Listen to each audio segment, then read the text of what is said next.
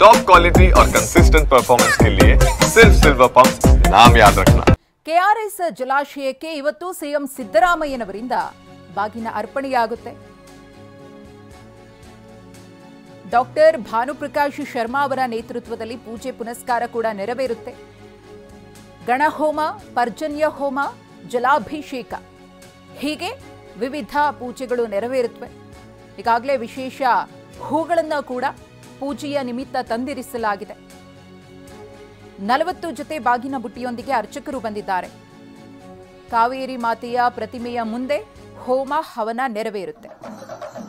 KRS dam ಭರ್ತಿಯಾಗಿರುವ ಹಿನ್ನೆಲೆಯಲ್ಲಿ CM ಸಿದ್ದರಾಮಯ್ಯನವರಿಂದ ಬಾಗಿನ ಅರ್ಪಣೆಯಾಗುತ್ತೆ. ಇವತ್ತು ಜೂನ್ನಲ್ಲಿ, ಇದೇ ಮೊದಲ ಬಾರಿಗೆ ಜೂನ್ನಲ್ಲಿ ಕೆಆರ್ಎಸ್ ಡ್ಯಾಂ ಭರ್ತಿಯಾಗಿದೆ.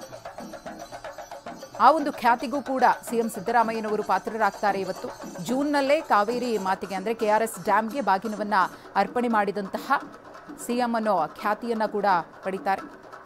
ಗಮನಿಸ್ತಾ ಇದ್ದೀರಿ, ಒಂದು ಕಡೆ ಸಾಂಪ್ರದಾಯಿಕವಾಗಿ ಅಲ್ಲಿ ಒಂದಷ್ಟು ವೈಭವ ಕಳೆಗಟ್ಟಿದೆ, ಮತ್ತೊಂದು ಕಡೆ ಬಾಗಿನ.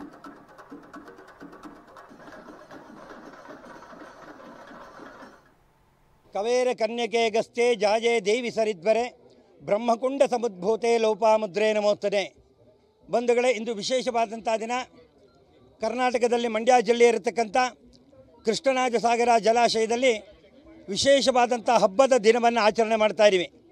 ಯಾಕೆಂದರೆ ಕಾವೇರಿ ಭಾಗಮಂಡಲದಿಂದ ಹಿಡಿದು ಪೂಂಪುಹಾರ್ಗೆ 835 ಕಿಲೋಮೀಟರ್ ಹರಿತಾಳೆ. ಅಂಥ ಕಾವೇರಿ ಬ್ರಹ್ಮಗಿರಿಯಾದ ಭಾಗಮಂಡಲದಲ್ಲಿ ಹುಟ್ಟಿದಾಳೆ ಅಂತ ನಮ್ಮಲ್ಲೆಲ್ಲ ಪುರಾಣದಲ್ಲಿ ಹೇಳುತ್ತೆ. ಹಾಗೆ ಅಲ್ಲಿಂದ ಕಾವೇರಿ ಹರಿದು ಕೃಷ್ಣರಾಜ ಜಲಾಶಯದಲ್ಲಿ ಸಂಪೂರ್ಣವಾಗಿ ಸೇರ್ತಾಳೆ.